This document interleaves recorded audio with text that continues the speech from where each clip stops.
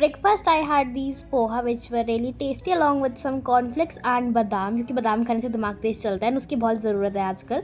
तो हाँ, उसके बाद आई स्टडीड अ लॉट। मैंने लिटरली फिजिक्स रिवाइज़ करा, मैंने मैथ्स का होमवर्क कंप्लीट करा अपना, एंड मैंने केमिस्ट्री भी रिवाइज़ करा। तो हाँ, मैं 3 सब्जेक्ट रिवाइज़ करी। उसके बाद मैं निकल गई थी कोचिंग के लिए, क्योंकि कोचिंग का टाइम हो गया था। एंड यहाँ पर मैं बैठी हुई बस में, एंड हम सबको लेके जा रहे थे कोचिंग के समय।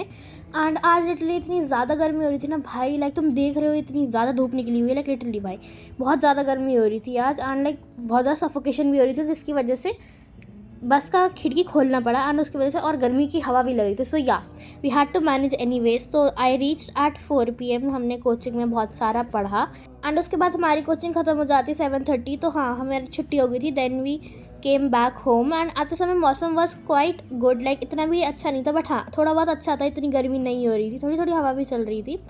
बट हाँ, जाम बहुत ज़्यादा मिला था। सो या हम थोड़ा सा लेट हो गए, पहुँचते पहुँचते 7:15 बज गए थे हमें।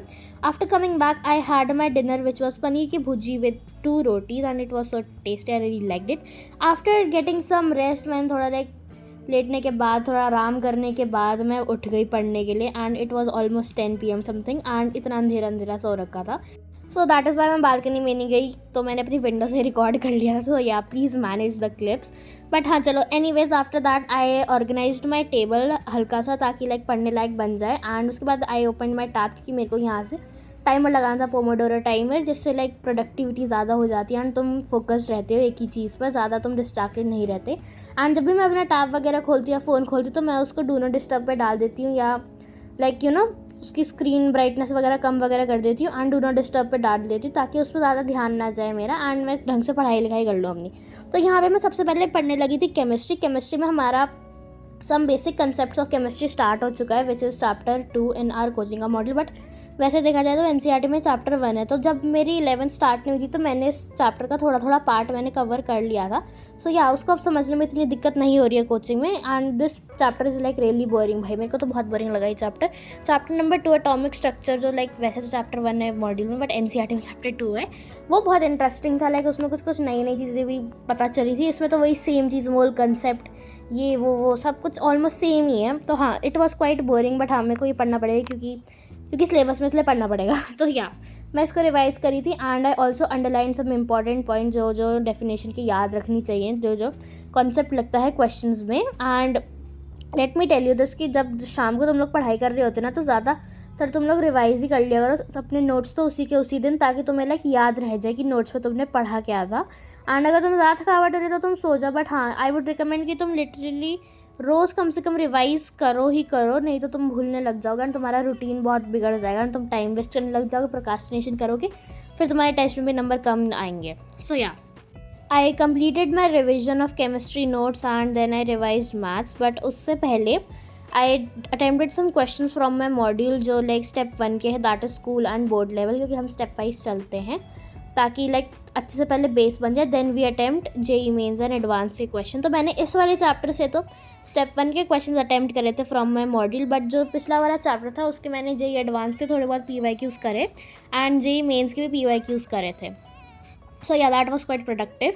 एंड उसके बाद I started making my to do list for the next day, which was Friday. And Friday को हमें अपनी मैथ्स की नोटबुक सबमिट करनी थी। हाँ, सर चेक करते हैं हमारे कोचिंग में कि कितने लोगों ने काम करा है, नहीं करा है, एंड जिनका इनकम्प्लीट होता है किसी पर्टिकुलर डेडलाइन के बाद, अपने घर पे फ़ोन भी हो जाता है। तो मैंने उसको सबसे ऊपर रखा कि हाँ, मेरे को मैथ्स का जो थोड़े बहुत क्वेश्चन मेरे बचे हुए मेरे को वो कंप्लीट करने हैं। देन उसके बाद I revised a little more maths, and then I went to sleep at almost 1 AM। आधा घंटा मैंने मम्मी से बातें वगैरह करी, क्योंकि बातें करनी भी ज़रूरी, बातें करने में मज़ा आता है। तो हाँ, मैंने आधा घंटा बातें वगैरह करी, and then I went to sleep.